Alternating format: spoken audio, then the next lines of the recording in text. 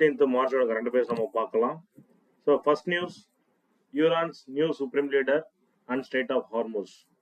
So இது GS paper 2ல West Asia geopolitics or India strategic autonomy ரிலேட்டடாக question கேட்கலாம், இல்லை ஜிஎஸ்டியில் எக்கானமி ரிலேட்டடாக கொஸ்டின் வரலாம், இல்லை இன்டர்னல் செக்யூரிட்டி ரிலேட்டடாக கொஸ்டின் எதிர்பார்க்கலாம். ஸோ புது supreme leader Ayatollah Mojtaba Khamenei அப்படிங்கிறவர் March 12, 2026 ஒரு ஸ்பீச் கொடுத்துருக்காரு. அதில் என்ன சொல்லியிருக்காரு அப்படின்னா, ஸ்டேட் ஆஃப் ஹார்முஸை எனிமீஸுக்கா க்ளோஸ் பண்ணுறாரு. ஸோ எனிமீஸோட ஆயில் டேங்கர்ஸோ இல்லை எந்த ஒரு ஷிப்பும் அந்த ஹார்முஸை கடக்க முடியாது அப்படின்றத அவர் இன்ஃபார்ம் பண்ணுறாரு. ரெண்டாவது, neighbouring Arab countries like Saudi Arabia, UAE இந்த மாதிரி நாடுகள் எல்லாமே யூஎஸோட நேவல் பேஸை எவ்வளோ சீக்கிரம் முடியுமோ அதை க்ளோஸ் பண்ண சொல்றாரு. அதே மாதிரி வார் டேமேஜஸ்க்கு ஈரான் மேல நிறைய மிசைல்ஸ், இஸ்ரேலோட மிசைல்ஸ் அட்டாக் நடந்துட்டு இருக்கு, யூஎஸோட மிசைல்ஸ் அட்டாக் நடந்துட்டு இருக்கு. அதனால ஏற்படக்கூடிய வார் டேமேஜை காம்பன்சேட் பண்றதுக்கு எனிமியோட அசட்ஸை கன்ஃபிஸ்கேட் பண்ணுவோம் அப்படின்னு த்ரெட்டன் பண்ணியிருக்காங்க. அது மட்டும் இல்லாமல் இது வரைக்கும் வார் பார்க்காத புது இடத்துக்கும் இந்த வார் கொண்டு போகும் அப்படின்ட்டு நியூ ஃப்ரண்ட்ஸ் எக்ஸ்பேண்ட் ஆகும்னு சொல்லியிருக்காரு. ஸோ இந்த வாரம் முடிக்கணும் அப்படின்னா ஒரு 3 கண்டிஷன் கொடுத்துருக்காரு. First condition, recognition of Iran's legitimate rights. So ஈரானோட நியூக்ளியர் ப்ரோக்ராமா இருக்கட்டும், மிசைல் ப்ராஜெக்ட்ஸா இருக்கட்டும், இல்லைன்னா regional influence over Strait of ஹார்முஸா இருக்கட்டும், இது எல்லாமே ஈரானோட சாவரனிட்டி. அதை அது யூஎஸ்க்கோ இல்லை இஸ்ரேலுக்கு அன்அக்செப்டபிளா இருக்கலாம். பட் அதை அக்செப்ட் பண்ணா மட்டும்தான் இந்த ஃபர்ஸ்ட் கண்டிஷன் கண்டிப்பா அக்செப்ட் பண்ணணும் வார் எண்ட் பண்றதுக்கு. செகண்ட் கண்டிஷன், வார் டேமேஜை காம்பன்சேட் பண்ணணும். And third condition, so future assurances, இது மாதிரி வாரோ இல்லை இந்த ப்ராமிஸ் எல்லாத்தையுமே கீப் அப் பண்ணுவோம்னு சொல்லிட்டு ஒரு லாங் டைம் கேரண்டி கொடுக்கணும் அப்படின்னு எதிர்பார்க்குறாங்க. இந்த 3 கண்டிஷன் சாட்டிஸ்ஃபை ஆனாதான் வாரை எண்ட் பண்ண முடியும் அப்படின்னு சொல்லிட்டு ஸ்பீச் கொடுத்துருக்காரு. ஸோ இந்த ஸ்டேட் ஆஃப் ஹார்முஸ் அப்படிங்கிறது குளோபல் லெவலில் 20 to 30% ஆஃப் ஆயில் பாஸ் பண்ணக்கூடிய ஒரு ஸ்டேட் அது. ரெண்டாவது, இந்தியாவோட 60% ஆஃப் ஆயில் அங்கிருந்து தான் வருது. Even though India has 25 days of oil stock in strategic petroleum reserve.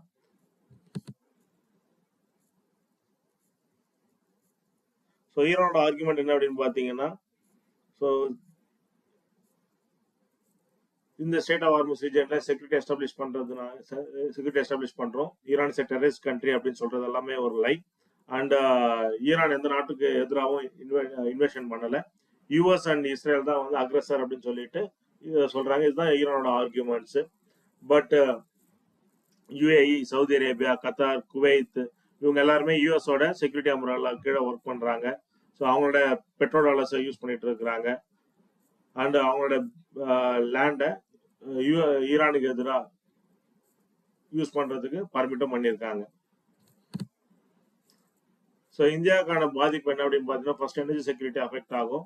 So 25 daysக்கான க்ரூட் ஆயில் ரிசர்வ் இருந்தாலும் ஸோ போஸ்ட் 25 days என்ன ஆகும் அப்படின்றது கொஸ்டின். செகண்ட் பார்த்தீங்க அப்படின்னா, ஆல்மோஸ்ட் 10 million இந்தியன்ஸ் கல்ஃப்ல ஒர்க் பண்ணிட்டு இருக்கிறாங்க. So $150 billion of gulf trade நடந்துகிட்டு இருக்கு ஆல்ரெடி. மூணாவது பார்த்தீங்கன்னா, இந்தியா யூஎஸ்ஐயும் பேலன்ஸ் பண்ண வேண்டியது இருக்கு. அதே மாதிரி இஸ்ரேல், ஈரான், அதர் கல்ஃப் கண்ட்ரிஸும் பேலன்ஸ் பண்ண வேண்டியது இருக்கு. என்ன காரணம் அப்படின்னா, India is part of non alignment legacy. So question Strait of Hormuz பத்தி கேட்கலாம், லிட்டோரல் கண்ட்ரிஸ் கேட்கலாம்.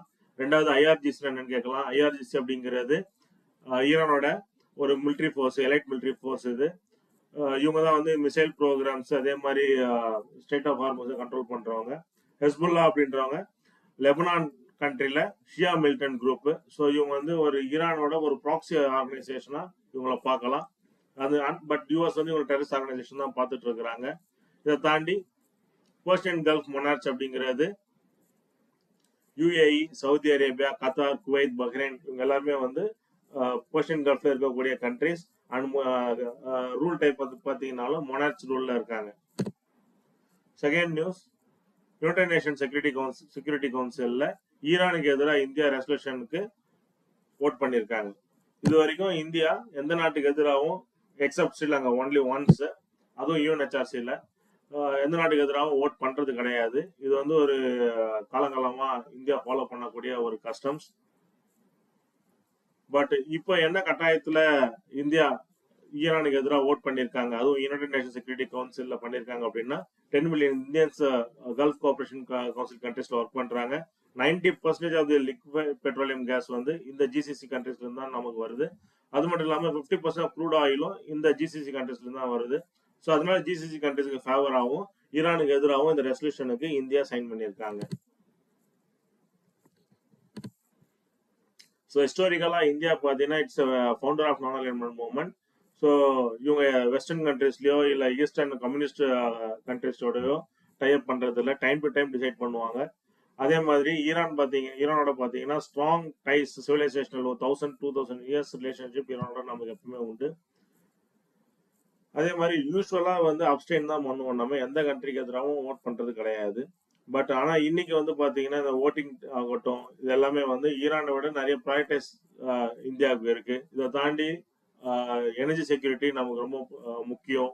அதே மாதிரி அந்த கல்ஃப் கண்ட்ரீஸ்ல ஒர்க் பண்ணக்கூடிய இந்தியன் பாப்புலேஷன் இந்தியன் டயஸ்போராவோட செக்யூரிட்டி அண்ட் தென் அவங்களுக்கு அங்கிருந்து வரக்கூடிய ஹானஸ் இது எல்லாமே முக்கியம் அப்படின்றதுனால இப்போ கரண்ட் அப்ரோச் கஸ்டமரி இதுல இருந்து மாறி இருக்கு. தேர்டு வந்து சுப்ரீம் கோர்ட் ஒரு ரூலிங் கொண்டு வந்திருக்காங்க, என்னன்னா OBC creamy layer cannot be income only.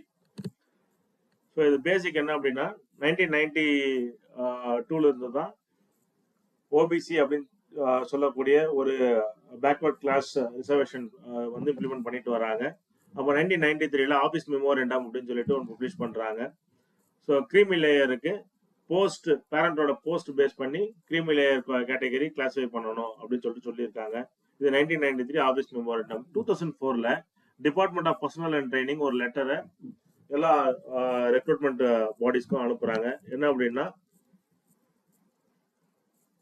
So recruitment டெஸ்ட்டை ஒன்லி இன்கம் ஒன்லி ரூல் மட்டும் வச்சு அதை வந்து ரீப்ளேஸ் பண்ண முடியாது அப்படின்னு சொல்லியிருக்காங்க. இது இன்னும் தெளிவா சொல்லணும் அப்படின்னா ஒரு கவர்மெண்ட் எம்ப்ளாயி இருக்காரு, அவங்க பிள்ளைங்க ஒரு குரூப் ஏ சர்வீஸ்ல ஜாயின் பண்ணணும் அப்படின்னும் போது இல்ல ஏதோ ஒரு கவர்மெண்ட் சர்வீஸ்ல ஜாயின் பண்றதுக்கோ இல்லைன்னா வந்து ஒரு காலேஜஸ்ல எஜுகேஷன் இன்ஸ்டிடியூஷன் ஜாயின் பண்ணாலும் ஓபிசி கோட்டா யூஸ் பண்றாங்க. அப்போ அந்த ஓபிசி கோட்டாக்கு ஒரு கிரைட்டீரியா கொடுக்குறாங்க, என்ன அப்படின்னா 8 lakhsக்கு மேல பேரண்டோட இன்கம் இருக்கக்கூடாது அப்படிங்கிறது. ஸோ குரூப் ஏ ஆபீசரோ குரூப் பி ஆபீசரோ இருக்காங்க அப்படின்ற பட்சத்துல அவங்களோட சேலரி ஆட்டோமேட்டிக்கா 8 lakhs கிராஸ் ஆகும். பட் கவர்மெண்ட் எம்ப்ளாயியா இருந்தாங்கன்னா 8 lakhs கிராஸ் ஆனாலும் they will not be considered as creamy layer. இதுவே ஒரு பிரைவேட் எம்ப்ளாயி இல்ல பப்ளிக் செக்டர் என்டர்பிரைஸ்ல ஒர்க் பண்ணக்கூடிய ஒருத்தரோட கிட்டு இந்த ரெசர்ச் யூஸ் பண்றாங்கன்னா அவங்களோட இன்கம் 8 lakhs மேல போச்சுன்னா அப்போ அவங்க கிரீம் லேயர்ல வருவாங்க. ஸோ கவர்மெண்ட் எம்ப்ளாயிஸ் 8 lakhs மேல சேலரி வாங்கினாங்கன்னா அவங்க பிள்ளைகளுக்கு கிரீமி லேயர் பெனிஃபிட் இல்லாம ஓபிசி வாங்கிடலாம். ஆனா பிரைவேட் எம்ப்ளாயிஸா இருந்தாங்கன்னா கிரீமி லேயர்ல வச்சு அவங்களுக்கு ஓபிசி ரிசர்வேஷன் யூஸ் பண்ண முடியாத மாதிரியான சிச்சுவேஷன் இருக்கு. ஸோ கவர்மெண்ட் எம்ப்ளாயிஸ்க்கும் பிரைவேட் எம்ப்ளாயிஸ்க்கும் இடையில ஒரு டிஸ்கிரிமினேஷன் இருக்கு. இது 2004 இதை ஃபாலோ பண்ணிட்டு இருக்காங்க. பட் சில ஸ்டேட் கவர்மெண்ட்ஸ் இதை அக்செப்ட் பண்ணிட்டு ஓபிசி சர்டிபிகேட் கொடுக்கறது இல்லை, சில ஸ்டேட் கவர்மெண்ட்ஸ் கொடுத்துட்டு இருக்காங்க. ஸோ ஒரு 2015 அப்புறம் பாத்தீங்கன்னா ஓபிசி சர்டிபிகேட் இருந்தும் அவங்களோட பேக்ரவுண்ட் வெரிஃபிகேஷன் பண்ணும்போது நிறைய பேருக்கு வந்து பேரண்ட் இன்கம் வந்து 8 lakhs அபோவ் இருக்கிறதுனால அவங்கள வந்து வித்ஹெல்ட் பண்ணியிருக்காங்க.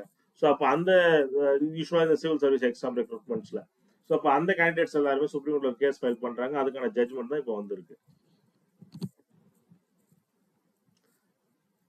Next supreme court personal data அப்படிங்கிறது டிபி ஆக்ட் 2023 கீழே எக்ஸாமின் பண்ணியிருக்காங்க, எக்ஸாமின் பண்ண போறாங்க. ஸோ என்னன்னா on March 12, 2026 supreme court accept பண்ணியிருக்காங்க என்னன்ட்டு பர்சனல் டேட்டாவோட டெஃபினேஷன் என்ன அப்படிங்கிறத அவங்க டிஃபைன் பண்ண போறாங்க. ஸோ அண்டர் ஆர்டிகல் 21 ஒருத்தரோட data comes under right to privacy. So ஒரு இண்டிவிஜுவலோட டேட்டாவை ப்ரொடெக்ட் பண்றதுக்கான ஒரு இம்ப்ளிசிட் ப்ரொவிஷன் இருக்கு ஆர்டிகல் 21ல. அதே மாதிரி ஆர்டிஐ ஆக்ட் 2005 கீழே ரைட் இன்ஃபர்மேஷன் மூலயமா பப்ளிக் இன்ட்ரெஸ்ட் இருந்ததுன்னா டேட்டாவை அக்சஸ் பண்ண முடியும். ஸோ இதனால வந்து டேட்டாவை செக்யூர் பண்றது ரைட் டு பிரைவசி அதுவும் ரைட் இன்ஃபர்மேஷனும் ஓவர்லாப் ஆகுது. டிபி ஆக்ட்ல பப்ளிக் இன்ட்ரெஸ்ட் அப்படின்ற கான்செப்ட் டிலீட் பண்ணியிருக்காங்க. இதனால பப்ளிக் ஃபிகர்ஸோட டேட்டா வந்து எஃபெக்டிவா ப்ரொடெக்ட் பண்ண முடியும். ரெண்டாவது வந்து பார்த்தீங்கன்னா ஒரு வேக்யூம் இருக்கு. என்னன்னா இன்ஃபர்மேஷன் அண்ட் பர்சனல் இது கிளியரா டிஃபைன் பண்ணல. நெக்ஸ்ட் பாத்தீங்க அப்படின்னா இப்போ யாராவது ஒருத்தரோட டேட்டா லீக் ஆயிருக்கு, இல்ல பினான்சியல் ஃப்ராட் நடந்திருக்கு, ஐடென்டி தெஃப்ட் நடந்திருக்கு அப்படின்ற பட்சத்துல ஸோ அவங்களுக்கு காம்பன்சேஷன் எதுவும் கொடுக்கப்படுறது கிடையாது. ஸோ கொஸ்டின் வந்து டிபிடிபி ஆக்ட்னா என்ன அப்படிங்கிறது கேட்கலாம், அதோட கீ ஃபியூச்சர்ஸ் கேட்கலாம்.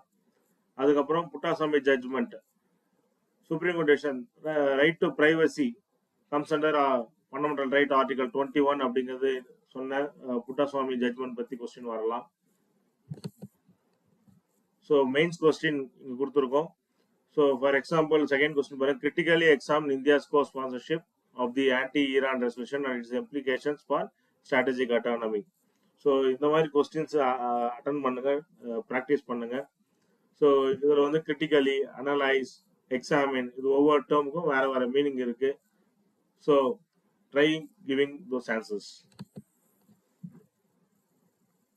Thank you.